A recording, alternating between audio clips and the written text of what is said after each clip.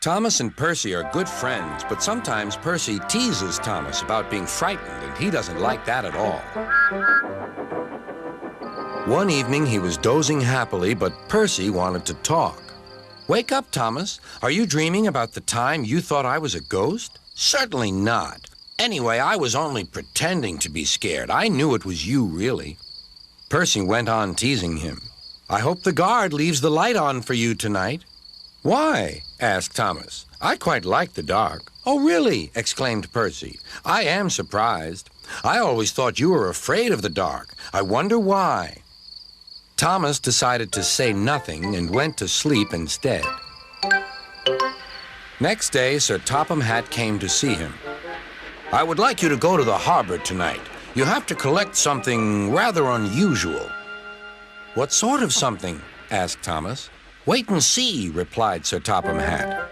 Meanwhile, Percy was moving freight cars into a siding. Henry arrived with his goods train. The signalman changed the switches, and Percy waited on the siding until Henry had steamed by. Then there was trouble.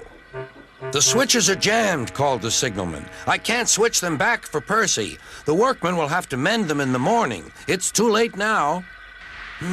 Said Percy's driver. "I'm sorry, Percy, but you'll have to stay here for the night." "Where are you going?" asked Percy. "Home for tea," replied the fireman. Percy was speechless. He watched as the other engines went home to the shed. Nighttime came, and Percy began to feel very lonely. "Oh, dear," he murmured. "It's very dark."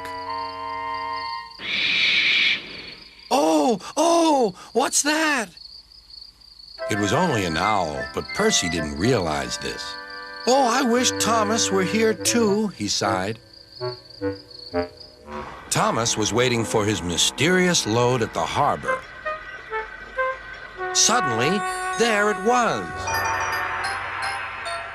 "Cinders and ashes," cried Thomas. "It's a dragon." "Don't worry," laughed his driver. "This dragon is made of paper. It's for the carnival tomorrow." Workmen lifted the dragon onto Thomas's low loader and put lights all around it for protection. Then Thomas set off into the misty night.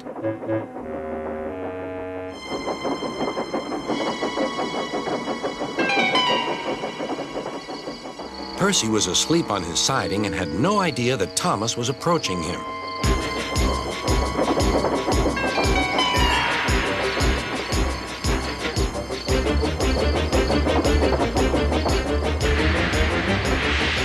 Percy woke up with a start.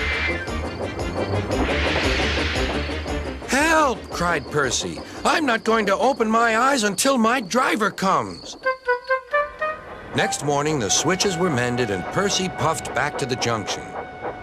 Gordon was just about to leave with the express.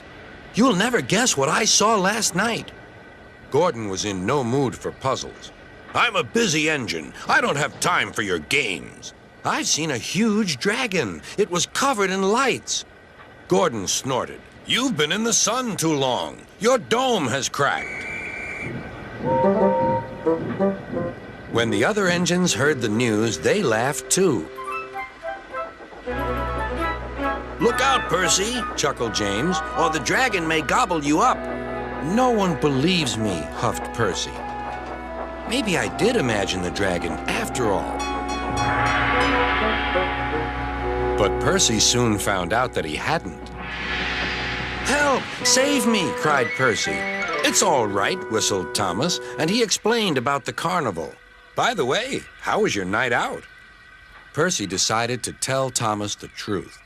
"Well, Percy," said Thomas, "maybe we do get scared sometimes, but if we're not afraid to tell each other, then that means we're quite brave, too.